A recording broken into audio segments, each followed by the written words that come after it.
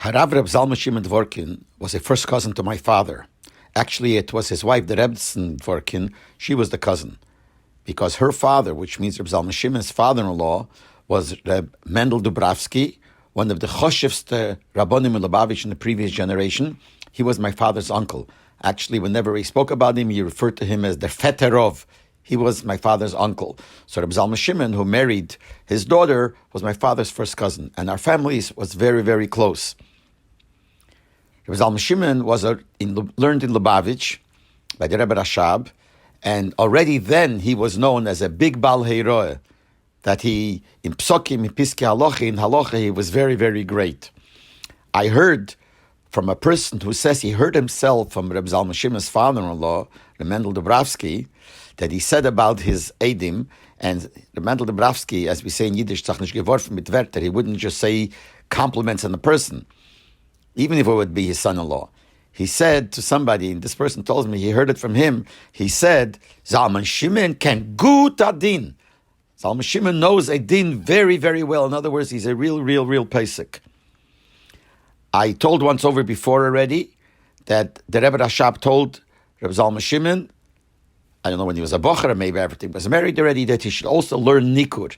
Nikur is when you have to take out from the behemoth, when after you shecht, and you have to take out certain fat, certain chelev and the gid, and you have to know exactly what it is and how to take it out, etc., etc.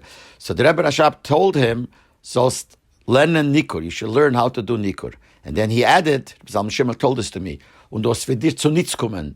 You'll make use of it." Now, Poshup should make use of it. Any good thing that you know, you can make use. But he told me he realized many, many years later what it meant.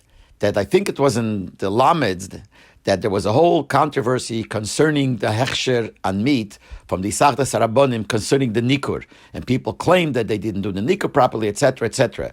So then, even though Satmar with Lubavitch were not so good, a delegation of Isachtas Rabbonim went to Reb Zalman Shimon because they heard that he is a very big mumche in nikur. And they came to him to learn how to do nikur or to discuss all about the nikur. But the Rebbe Rashab had told it to him years before. Now, when he left Russia, he went first after the war when everyone, all the little Lubavitch had escaped from Russia. He came to France, like many. He was there for a few years, and he came to America in the year Tovshin Yud Gimel. And the joint or whatever brought him to Pittsburgh. So he was there in Pittsburgh for a few years.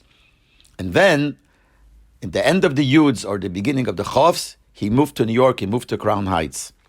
And I remember he used to come into my Zayda's house a lot to talk to him, because he actually lived a few buildings away on Lincoln Place. So he used to come a lot of times to talk to my Zayda, different inyonim.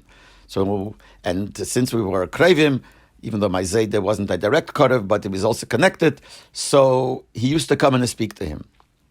Now they say, and this is what I'm going to say now, I'm not sure, this is what the rumor was, and I can't say, I would only try to say things that I saw or I heard from the person himself, try to avoid not to say things which I'm not sure, but the rumor was that Reb Zalman Gurari wrote to the Rebbe in the Chavs that maybe we should make Reb Zalman Shimon the Rav of the community, or whatever the expression he used. And the rumor was that the Rebbe answered, but again, I can't vouch for it, the Rebbe answered, something along the lines of Ma Posho Rabbonim Shehem Kan Adata. What is wrong with the Rabbonim that are here till now? Why should you make him the Rav when there are other Rabbonim here too from before?